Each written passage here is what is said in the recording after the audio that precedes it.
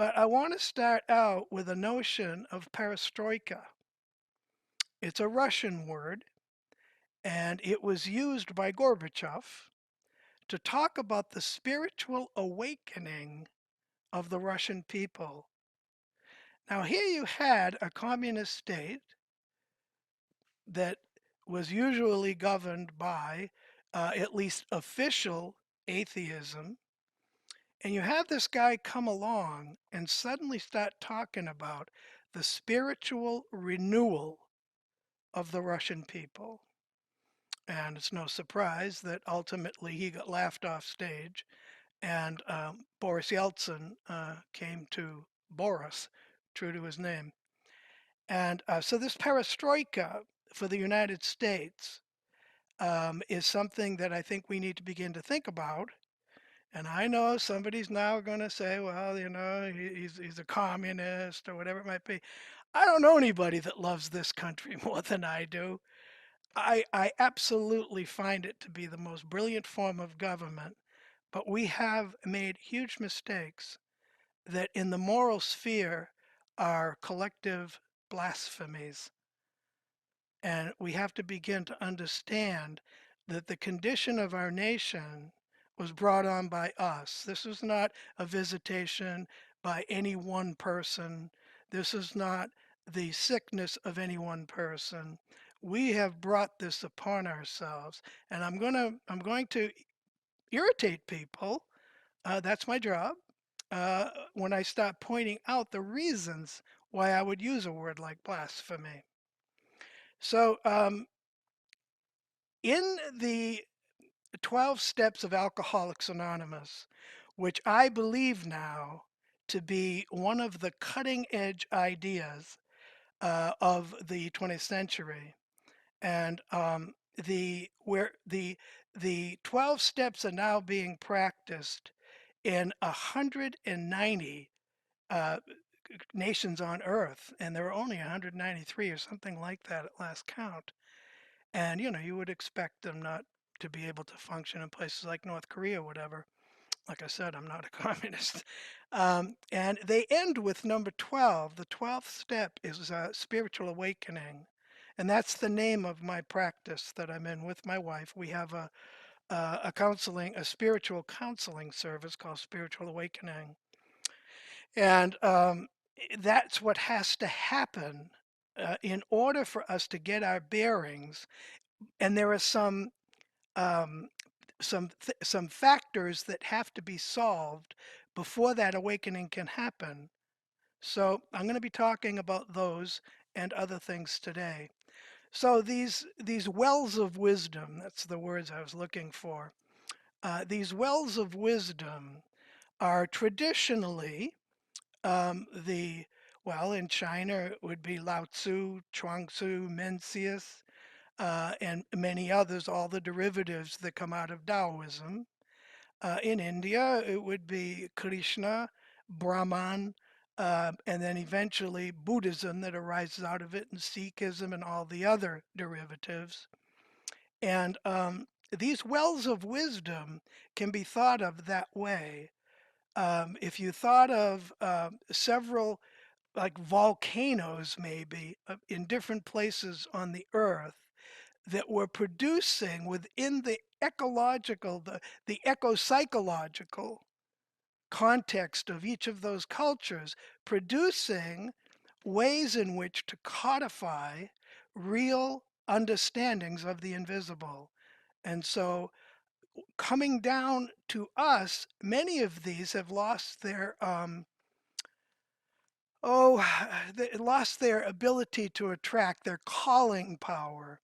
I first heard that term by a man named Richard Rohr, who I would like to give a shout out to. He has his own podcast as a Franciscan monk, gone critic, gone prophet, and he's got some fabulous wisdom.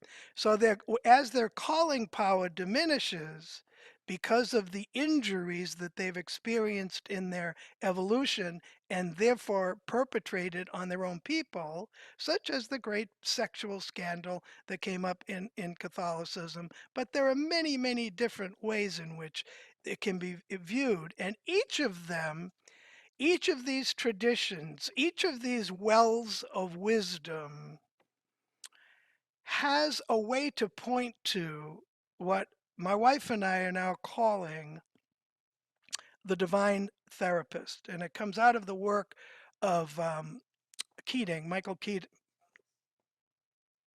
I forget his name, Thomas Keating, who recently passed away. He's a Catholic monk, and the idea is that these wells of meaning and drinking from them, which is a typical image for the Middle East, the gospel and Judaism, drinking the waters of eternal life. Well, that's what the wisdoms are the waters of eternal life. And it doesn't matter if it's around a mass or around a bonfire or around any of the different gathering places for spiritual healing and value seeking and value integrating that goes on in each of the cultures. Each of them is a different well, and each of them is producing a value to human life, to animal life, to plant life, to the biosphere, the life systems of the planet, all of it. They're bringing a certain understanding as to how to live here creatively among the other species, but also among the other traditions. The day is over when anyone can claim 100% truth at the detriment to anyone else's traditions. It doesn't work that way anymore. And young people know it, and the churches and synagogues and maybe even the mosques are emptying. I don't know. But I know that globally, they're all producing the same value because I've looked and I've spent day after day, year after year, decade after decade studying them all to try to understand what it is they have in common. And what they have in common are values.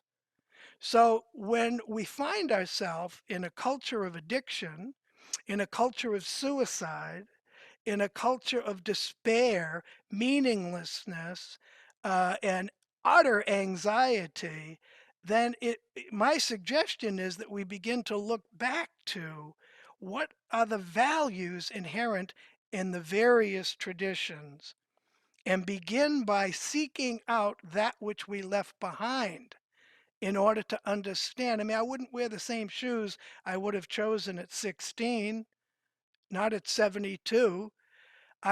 Things change. So when you go back and look at them, you're looking at them through a different pair of eyes. And then once we can isolate the values and start hearing about others who are isolating the values, we've got one of the ingredients that will be necessary. And the reason it's necessary first is because in the matrix of the Alcoholics Anonymous 12 steps, in step 3, which is we made a decision to turn our will and our lives over to the care of the sacred as we understand it. It says God, but God isn't the name of God anywhere. It's just a collective noun. But also in 11, continue through prayer and meditation to improve our conscious contact with the sacred as we understand it, asking only for knowledge of its will for us and the power to carry that out. It is a complete turning of the tables on egotism. And it's egotism that is giving us our signals now in the way to act and causing us to inflict an untold amount of harm on every level of life. So in meditation in particular, the divine therapist appears, and it's probably the very best name for the God of all of our understandings in some way, because as we practice meditation and prayer and the other rituals that are indigenous to our own lives, then this invisible something, which I call the fourth voice, the cognitive brain is the first voice. The affective brain is the second voice. The instinctual brain is the third voice, the brain stem. And there is a fourth voice. And hopefully you're hearing it now. And because you too are hearing it, it indicates that we live in one soul. We live in one life system. And that the values that are inherent, that any of us will discover with enough focus, will then enable us to recognize the same values in the others. So then the process begins. In the admission of powerlessness in step one, we kind of are able to just let go. Say, we didn't do this. It wasn't done on purpose. That we can't change it just by being one person. So what we have to do is let go of the guilt and the anxiety that comes with looking at the world with eyes that are grounded in the values that are in the wells of wisdom, the various wells of wisdom.